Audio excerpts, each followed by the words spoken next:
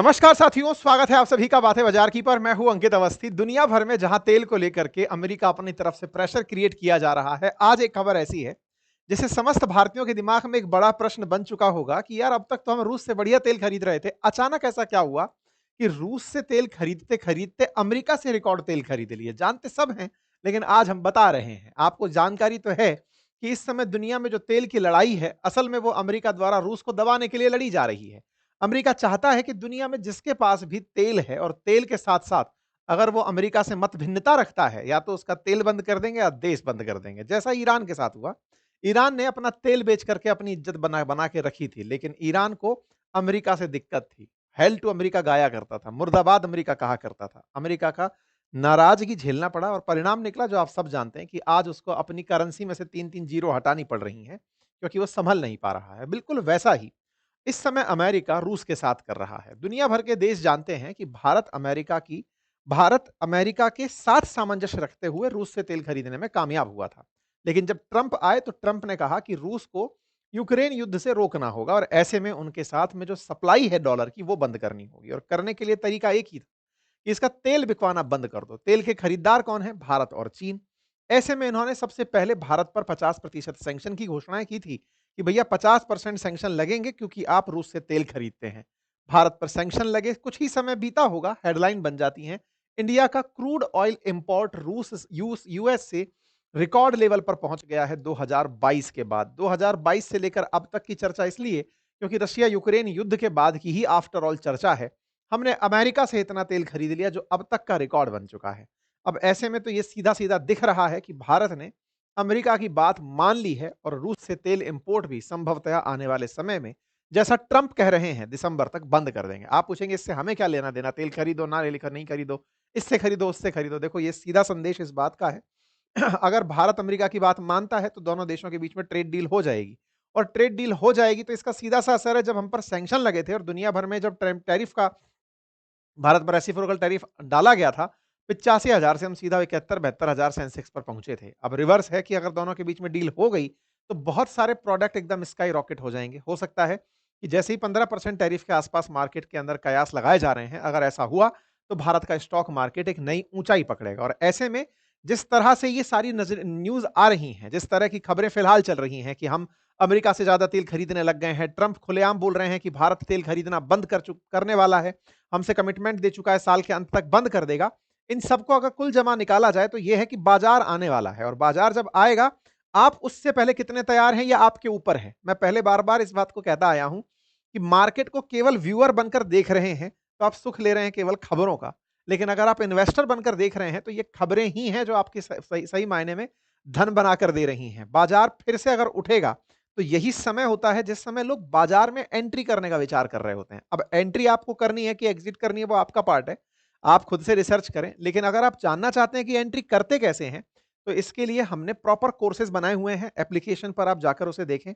अगर आपको आता है कि साहब हमको तो पता है कि कैसे शेयर खरीदने होते हैं, कैसे बेचने होते हैं, क्या होता है, ट्रेडिंग कैसे होती है, कैंडल्स कैसे पड़ते हैं, फंडामेंटल्स क्या हैं, सब आते हैं। तो कम से कम ये काम करने के लिए तैयारी अभी से कर लीजिए, बस मैं तो यही कहूँगा। हाँ, इसके अलावा अगर आप बिल्कुल अनजान हैं और आप फिर से एंट्री करना ही चाहते हैं कि साहब हम तो एंट्री करेंगे ही, तो सबसे बुनियादी जो चीज़ है वो है डीमैट अकाउंट खोलना। उसे आप खोल लीजिए। निःशुल्क डीमैट अकाउंट का लिंक मैंने आपके कमेंट बॉक्स में पिन किया हुआ है। वहाँ से जाकर डीमैट अकाउंट खोलिए। उसके बाद जाकर सेलेक्ट करिए कि कौन-सा शेयर आपको अपनी नज़र में लगता है जो उठेगा, उसे परचेज़ करिए। बिना डीमैट अकाउंट के शेयर आप नहीं खरीद पाएँगे। इसलिए मैंने लिंक कमेंट बॉक्स में पिन कर दिया है। ठीक है साहब? बाजार बढ़ेगा, ये कयास है। आने वाले समय में भारत और अमेरिका अगर बहुत तेज़ी से आगे बढ़े, ये सारी की सारी वो सुर्खियाँ कि हम लोगों ने 2022 के बाद का रिकॉर्ड टच कर लिया है, ये बड़ी बात है। ऐसे में भारत और रूस की दोस्ती का क्या हुआ? भाई साहब, दोस्ती पर टैरिफ हावी हो गया। टैरिफ लगाने वाले कौन थे? मित्र डोनाल्ड ट्रंप थे। डोनाल्ड ट्रंप ने टैरिफ की बात क्यों की? इसके पीछे सब जानते हैं। लेकिन एक और बात जो हम लोग अक्सर मिस कर जाते हैं, वो भी जान लें। ट्रंप जब इलेक्शन लड़ रहे थे ना, देखो भारत के अंदर इलेक्शन में लड़ रही पार्टियों को सपोर्ट करने के लिए अगर कोई चंदा दे दे, तो यहाँ पर अलग तरह की न्यूज़ बन जाती है कि फलानी कंपनी ने चंदा दिया तो अब सरकार उसके लिए काम करेगी। अमेरिका में ये खुलेआम होता है, और खुलेआम के लिए स्पष्ट रूप से पब्लिक को पता होता है कि ऑयल कंपनियों ने ट्रंप को इतना पैसा दिया है, इलॉन मस्क ने इतना दिया है, फेसबुक ने इतना दिया है, सबको ओपनली बता देना होता है और उससे कोई फ़र्क नहीं पड़ता क्योंकि वहाँ लॉबिंग ही चलती है। ट्रंप जब चुनाव लड़ रहे थे तो लगभग $1 बिलियन के आसपास ऑयल कंपनीज ने ट्रंप को दिया था। अब बताओ ट्रंप उस पैसे को कैसे निकाल के दें। जिस समय बाइडेन थे तब तो भारत रूस से बढ़िया तेल खरीद रहा था। आपको ध्यान ही होगा हमने बढ़िया तेल खरीदा है, आंकड़े हैं $35 प्रति बैरल पे खरीदा है। लेकिन ट्रंप को फंडिंग थी और ट्रंप को फंडिंग जिन लोगों की थी, वो लोग अपना पैसा तो निकालेंगे ना। तो ट्रंप के ऊपर दबाव था कि भाई साहब उसको घुमाओ और हम तक लेकर आओ। हम तक लेकर आओ तो भाई साहब कामयाब हो गए। आप सोचें कि 2022 रशिया यूक्रेन युद्ध को अगर आप आज की डेट में मानकर चलें, उसके बाद का अब तक का सबसे ज्यादा तेल हम खरीद रहे हैं। 5.5 लाख बैरल प्रतिदिन हम तेल खरीद रहे हैं। 5,40,000 barrel per day oil purchase है इंडिया का, जो कि अक्टूबर 2022 से अब तक का सबसे अधिक तेल है। अब आप पूछेंगे कि साहब ये तेल कितना परचेज था, तो आप सोचकर देखिए कि जब ट्रंप आए थे ना, उस समय पर 67 बैरल प्रतिदिन तेल खरीद रहे थे हम अमेरिका से, मतलब एवरेज आउट करके चलिए आप इसको। और आज 67 का मतलब है 67,000 बैरल, ठीक है। आज 537 मतलब 5,37,000 बैरल पर डे तेल हम खरीद रहे हैं। यानी कि ट्रंप के आने से तेल का परचेज 10 टाइम्स बढ़ चुका है। आप इससे अंदाजा लगा कर देखिए, ठीक है। भारत ने तेल की खरीद में बीच-बीच में उछाल देखा है, जब-जब हमको लगा कि अमेरिका से तेल खरीद के बाजार सेटल करना है, लेकिन इस बार तो रिकॉर्ड ही कर दिया है। 5,37,000 बैरल प्रतिदिन। रूस से हम कितना खरीदते हैं? रूस से खरीदते हैं लगभग 20 लाख बैरल पर डे। यानी कि अभी भी हम अमेरिका से 4 गुना तेल रूस से खरीद रहे हैं। लेकिन विचारणीय तथ्य यह है कि अभी 4 गुना खरीद रहे हो और पहले 30 गुना खरीद रहे थे। दोनों में अंतर था। इस अंतर को पाटने में ट्रंप कामयाब हो गए हैं। आप अच्छे से जानते हैं, रशिया यूक्रेन जब युद्ध हुआ उसके बाद में हमारे उस समय के सप्लायर्स में इराक और सऊदी अरेबिया सबसे बड़े सप्लायर्स हुआ करते थे। सबसे ज्यादा तेल हम लगभग 21% हम इराक से खरीदते थे, फिर सऊदी अरेबिया से खरीदते थे, फिर अमेरिका से भी हम तेल खरीदते थे। अमेरिका के साथ एक बड़ी इंटरेस्टिंग कहानी जुड़ी है और वो ये है, दुनिया में सबसे बड़ा ऑयल कंज्यूमर यानी कि दुनिया से तेल खरीदने वालों में अमेरिका का नाम आता है और सबसे ज्यादा तेल प्रोड्यूस करने वालों में भी अमेरिका का नाम आता है। अमेरिका का जो तेल है वो थोड़ा भारी है, जनता उस तेल को खरीदने में थोड़ा हिचकती है, रिफाइनरीज को जोर आता है।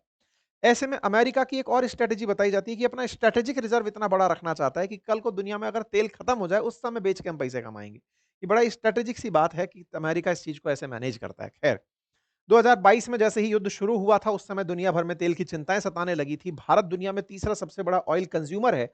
ऐसे में भारत को तेल खरीदना ही था और ऐसे में रशिया ने हमें कहा कि हम $35 प्रति बैरल में भारत को तेल देने को तैयार हैं।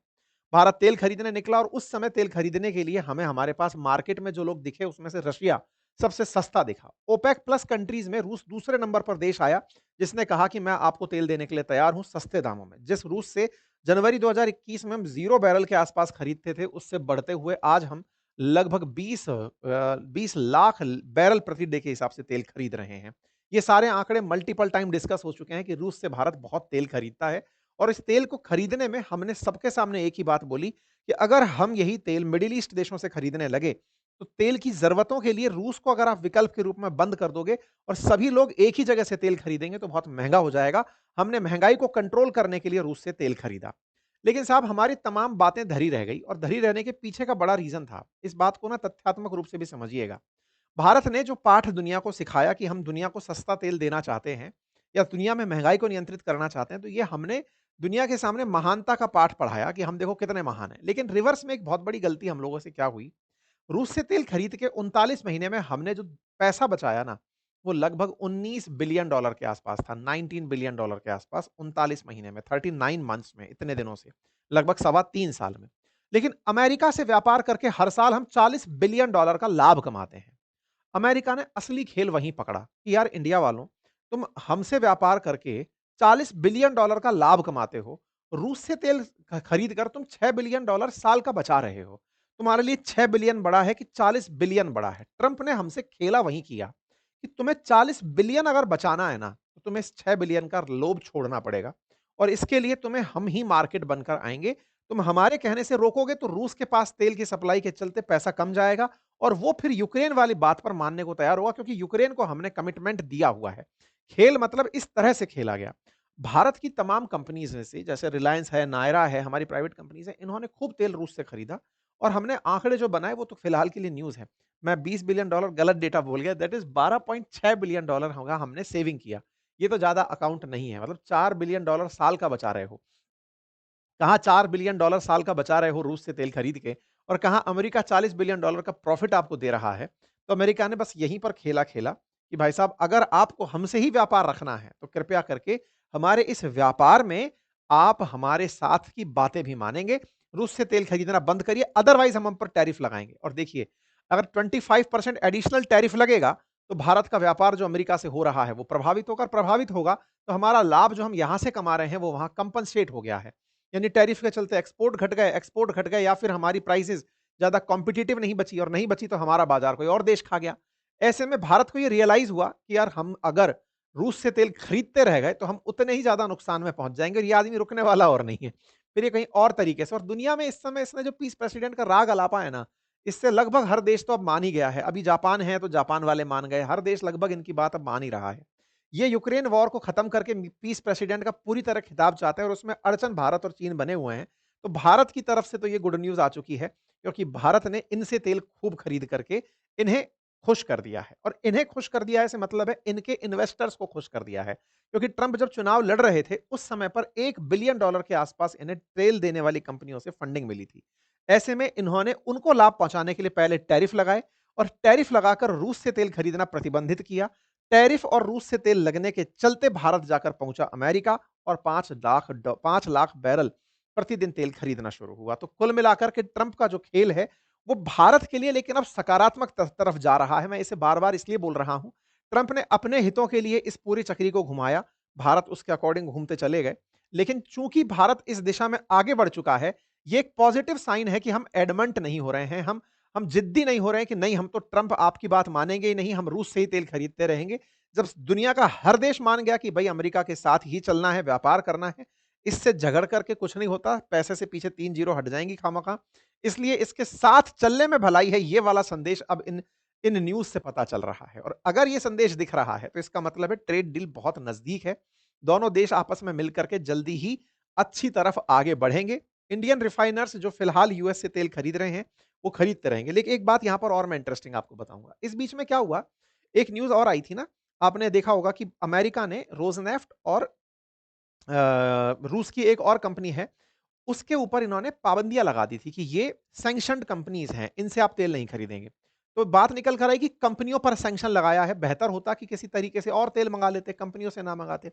लेकिन सही मायने में भारत लगभग 10 लाख बैरल पर डे तेल खरीदता ही उन कंपनियों से है। तो ऐसे में कुल मिलाकर के हमारे लिए जो ऑयल का रूट है ना, वो रूट भी अगर कहीं से निकलता है, तो भी अब रूसी तेल से हम किनारा कर जाएँगे।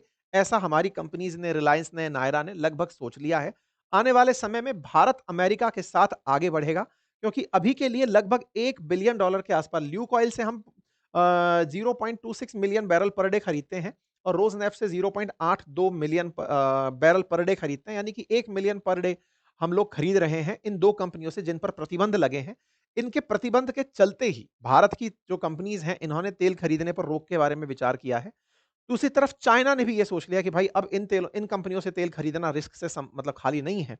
इसलिए अब इनके अल्टरनेट निकाले जा रहे हैं। कुल मिलाकर के दुनिया में रूस से तेल खरीदने पर पाबंदी लगती दिख रही है। भारत अगर इसका कोई रूस रास्ता निकाल पाया तो संभव है ये हो सके कि साहब आधा तेल हमें वहाँ से खरीदने दो, आधा हम आपसे खरीद लें, लेकिन वो कैसे मैनेज होगा वो देखने का विषय है। कुल मिलाकर के हमारे लिए आज ये खबर काम की इसलिए है कि एक पॉजिटिव संदेश है इंडिया और यूएस ट्रेड डील के बारे में होने का।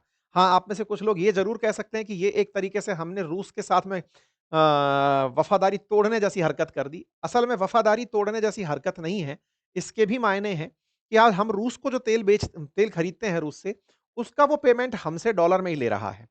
हमसे पेमेंट डॉलर में लेता है, कहता है कि रूबल में कर दो या फिर चीनी युआन में कर दो। लेकिन मुद्दा ये है कि आज जो प्रोडक्ट वो चीन से खरीदता है, वो हमसे भी खरीद सकता था। आज जो हम यूएस पर निर्भर हैं अपने प्रोडक्ट को बेचकर लाभ कमाने के लिए, रूस हमें वो अवसर दे सकता था कि हम भारत से माल खरीदेंगे, भारत अपने यहाँ इंडस्ट्री लगाए क्योंकि अल्टीमेटली उसे भी सामान खरीदना पड़ता है। लेकिन उसने चीन और भारत में चीन को चुना, तो भारत के पास फिर से अपने हित चुनने का मौका है। तो इसे कुल मिलाकर ये समझकर चलिए कि दुनिया स्वार्थ की है। लाभ के हिसाब से भारत बढ़ रहा है, यही फिलहाल के लिए दिख रहा है। ठीक है साहब? उम्मीद है कि आप सभी साथियों को आने वाले समय के लिए ये आइडिया लग गया होगा कि दिशा किस तरफ जा रही है। बाकी आप लोग इस विषय पर क्या सोचते हैं?